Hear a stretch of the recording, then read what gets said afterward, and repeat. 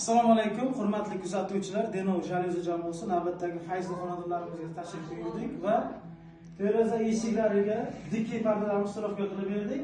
Avval aytib o'tganimizdek, ularning materialini bemalol olib, yuvib, o'tir qilib ishlatishga qulay bo'lgan pardalar.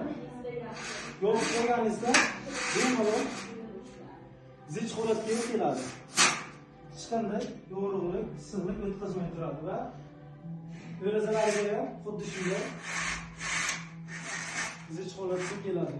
Bularda kalta qilganimiz sababi erta qish kuniga parov yoqilganda issiqlik faqat havo uyni ichiga uradi.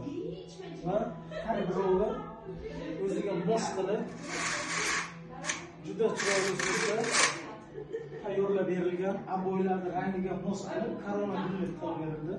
Kimga shunday xizmat kerak bo'lsa murojaat qilasizlar, bizlarda olib borib qo'yib berish xizmatlari mutlaqo bepul.